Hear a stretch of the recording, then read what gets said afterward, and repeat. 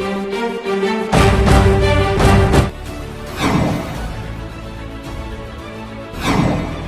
सत्ता के खिलाफ ही सुर नजर आ रहे हैं या फिर कोई साजिश चल रही है सत्ता के खिलाफ? देखो साहब, ऐसा है, जब ग्रोक आया तो ग्रोक ने वही वही चीज़ें बताई, क्योंकि वो एक आर्टिफिशियल इंटेलिजेंस का टूल है जिसे एक्स प्लेटफॉर्म पे लॉन्च किया गया, और वो टूल हकीकत बताता है, सच्चाई बताता है। तो जो डेटा पिछले 10 साल 11 साल में सोशल मीडिया पे रहा, उसी डेटा को उसने कंपाइल करके इकट्ठा करके लोगों को बताया। अब रही बात कुणाल कामरा की, तो कुणाल कामरा पहले भी इस तरह के सटायर मारते रहे और कॉमेडी के जरिए लोगों को हंसाने का काम करते रहे। ऐसा नहीं कि कुणाल कामरा ने सिर्फ सत्ताधारी दल को पे कटाक्ष किए हो। कुणाल ने राहुल गांधी जी को 85 बार उनके ऊपर कमेंट किया, लेकिन ये राहुल गांधी जी का बड़कपन देखो, जब भारत जोड़ो यात्रा हुई थी तो महाराष्ट्र में कुणाल कामरा के साथ वो चले।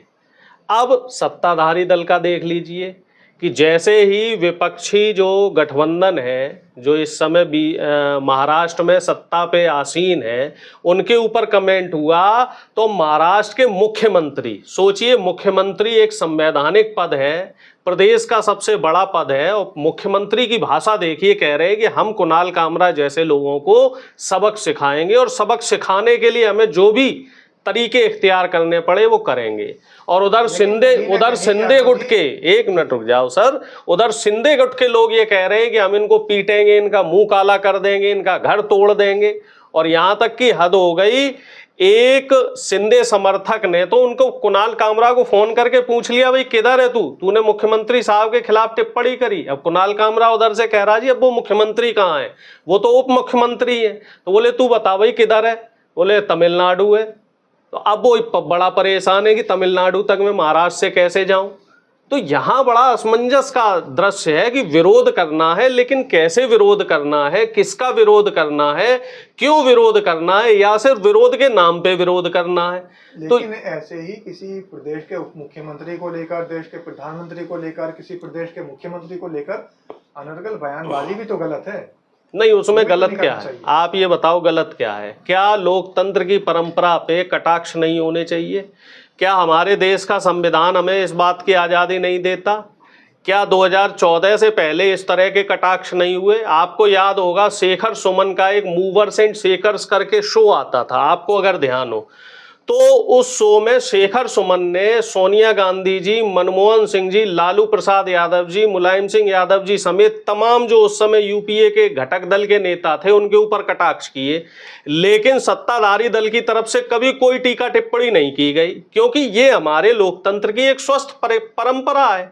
अब बीजेपी, खासतौर से प्रधानमंत्री मोदी जब से सत्ता में आए तब से ये सवालों से डरने लग गए। कोई कटाक्ष करे तो वो तिलमिला जाते हैं। अब एक तरफ प्रधानमंत्री ने अपने 3 घंटे के पॉडकास्ट में एक बात कही, प्रधानमंत्री ने ये कहा कि जो आलोचना है वो लोकतंत्र की आत्मा होती है। तो अब जब विरोध हो रहा है, जब आपसे सवाल किए जा रहे हैं, तो अब आप उस आत्मा को परमात्मा में विलीन करना चाहते हो। ये भी तो है, स्टैंड अप कॉमेडी जो एक मंच है वो कॉमेडी का मंच है, यहाँ पर पॉलिटिकल नैरेटिव सेट किया जा रहा है, ये भी तो एक सवाल है। 2014 से पहले नहीं होता था। 2014 से पहले वो सब संस्कार माने जाते थे और अब दुराचार और अत्याचार माने जा रहे हैं। 2014 से पहले मैं बताओ, प्रधानमंत्री मनमोहन के लिए क्या क्या कटाक्ष नहीं किए गए। प्रधानमंत्री मनमोहन सिंह जी को चूड़ियां भेजी गई, प्रधानमंत्री जी को चूड़ियां तक भेजी गई, उन्हें मौन मोहन बोला गया, और उनके लिए क्या क्या बातें नहीं कही। सोनिया गांधी जी के लिए क्या क्या कटाक्ष नहीं किए गए। तब क्या लोकतंत्र कहां चला गया था? वो लोकतंत्र और ये लोकतंत्र अलग है। नहीं, मेरी बात का आप जवाब दीजिए, मेरी बात का आप जवाब दीजिए कि नेहरू जी देश के प्रधानमंत्री हैं, प्रधानमंत्री मोदी नेहरू जी को आए दिन गाली देते हैं, महात्मा गांधी को बीजेपी के नेता गाली दे रहे हैं, यति नरसिम्हा राव महात्मा गांधी को कह रहे हैं कि मैं उन्हें राष्ट्रपिता नहीं मानता।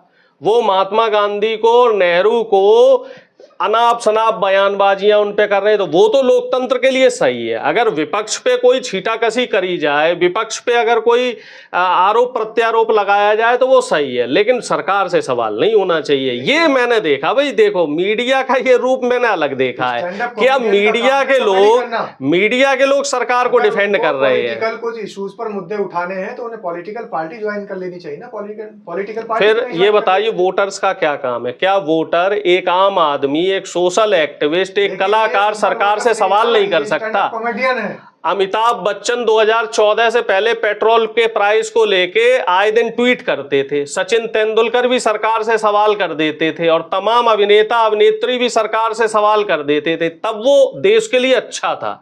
लेकिन अब कोई कलाकार सरकार से सवाल कर दे तो अब देश के लिए खराब है। अब लोग सदाचार का पाठ पढ़ाते हैं और ये कहते हैं कि कलाकारों को कलाकारी करनी चाहिए, राजनीति में नहीं घुसना चाहिए। मनोरंजन के अंदर भी, अगर हमारे मनोरंजन में भी नहीं, मेरे सवाल का आपने जवाब नहीं दिया। घुसेगी तो फिर क्या? मेरे सवाल का आपने जवाब नहीं दिया। क्या मनोरंजन या खेल जगत या कोई भी सांस्कृतिक जो कलाकार है वो 2014 से पहले राजनेताओं पे कटाक्ष नहीं करता था? क्या ये परंपरा 2014 के बाद से ही शुरू हुई है? ये परंपरा जब से देश आजाद हुआ है और जब से देश में संविधान लागू हुआ है तब से बराबर चल रही है। लेकिन आज तक कभी भी इस परंपरा का कभी किसी ने विरोध नहीं किया। तो जब विरोध एनडीए सरकार में किया गया, कुणाल कामरा ने गलती कर दी, उसके बाद कोई गलती नहीं करी, कोई गलती नहीं करी। ना तो कुणाल कामरा ने कोई गलती करी और ना इस तरह के कटाक्ष करने वालों ने कोई गलती करी। माफी मांगने में कौन सी दिक्कत आ रही है? क्यों माफी मांगे भाई? माफी क्यों मांगी जाए? माफी मांगना जो है वो बीजेपी और आरएसएस की परंपरा है। देश के प्रधानमंत्री का आपकी नजर में कोई भी उनकी वैल्यू नहीं? प्रधानमंत्री एक सार्वजनिक पद होता है श्रीमान जी।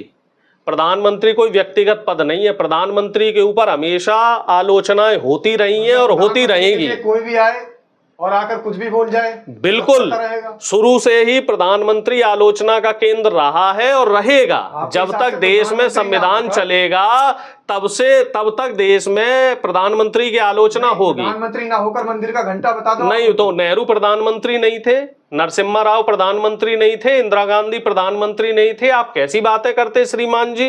इंदिरा गांधी जी के लिए बीजेपी आरएसएस के लोग क्या क्या नहीं बोलते, नेहरू जी के लिए क्या क्या नहीं बोलते, मनमोहन सिंह जी के लिए क्या क्या नहीं बोलते। मौजूदा समय में प्रधानमंत्री नहीं, मौजूदा क्या होता है? क्या मौजूदा और क्या पूर्व? वो तो भारत रत्न है। उन्होंने तो देश की आजादी के आंदोलन में अपनी बढ़ चढ़ के हिस्सेदारी करी है। नेहरू जी के बारे में आपको जानकारी है कि आप भी 2014 के बाद ही आप भी 2014 के बाद ही पत्रकार बने हो। जितनी मिर्ची सबसे ज्यादा जेल रहने का रिकॉर्ड नेहरू जी के नाम है। 10 साल प्रधानमंत्री और भाजपा का प्रधानमंत्री नहीं, ऐसा नहीं है साहब। प्रधानमंत्री सब बराबर है। फिर हम बीपी सिंह जी का भी सम्मान करते हैं, हम बीपी सिंह जी का भी सम्मान करते हैं, हम अटल बिहारी वाजपेयी जी का सम्मान करते हैं, हम मोदी जी का भी सम्मान करते हैं। लेकिन जब टांग खींची जाएगी तो सबकी खींची जाएगी। क्या होता है ये छोटा? जब टांग खींची जाएगी तो सबकी खींची जाएगी। छोटा फेंटा अब ये हमें नहीं पता भाई छोटा फेंटा बड़ा फेंटा कौन है। अब ये हमें बताओ, जब मनमोहन सिंह जी को आप मनमोहन सिंह कहोगे, जब राहुल गांधी को आप पप्पू कहोगे, जब महात्मा गांधी के लिए आप उल जलूल शब्दों का प्रयोग करोगे तो आपको भी सुनना पड़ेगा। देखिए, हर सिक्के के दो पहलू होते हैं। अगर आप सकारात्मक दृष्टि से आलोचना को ले रहे हैं, कॉमेडी को ले रहे हैं, तो आप उसमें आनंद महसूस करेंगे, और अगर आप उसको नेगेटिव या नकारात्मक दृष्टि से ले रहे हैं तो आपको उसमें खींच उठेगी ही उठेगी। आपको नहीं पता लग रहा है कि कुणाल कामरा के जो शब्द हैं, क्या वो कांग्रेसी शब्द नजर नहीं आ रहे आपको? बिल्कुल नहीं है। ये बात बिल्कुल सही कह रहे हो। जो सरकार के विरोध में आ जाए वो कांग्रेसी हो जाता है, उसे आप लोग कांग्रेसियों का सर्टिफिकेट बांट देते हैं। जो सरकार से सवाल कर ले और जो सरकार की तारीफ कर दे, अरे वाह जी वाह, ये तो बहुत बढ़िया हो गया, इसको भारत रत्न दे दो, इसको तो भाई साहब सारे रत्न दे दो। राहुल गांधी की बुराई करते तो नजर नहीं आ रहे? बिल्कुल बुराई की। आप उनके वीडियो उठा के देखो, राहुल गांधी की 85 वीडियो में उन्होंने बुराई करी है। हमें तो ऐसा लगता है आपको चश्मा बदलने की जरूरत है। आपको पुराने वीडियो देखने पड़ेंगे उनके कि कुणाल कामरा ने हर जो पॉलिटिकल लीडर है उसके लिए तंज कसा है। बस ये बार इस बार क्या था कि इस बार का जो एडिशन था वो महाराष्ट्र पे था, महाराष्ट्र में हुआ था। कुणाल कामरा बाकी विदेशों में भी जाके शो करते रहते हैं। बताना, किसी की पहचान उसकी दाढ़ी से कराना, फिर उसको इस काम में तो देखो जी बीजेपी को मास्टरी हासिल है। कपड़े देख के, दाढ़ी देख के, मूछ देख के, टोपी देख के, ये सब काम तो बीजेपी के नेताओं के हैं। ये सब काम प्रधानमंत्री और अमित शाह जी के हैं, और यही वो लोग, इसी तरह के काम वो लोग करवाते रहते हैं। चलिए, बहुत बातें होंगी आपसे इन मुद्दों पर। धन्यवाद।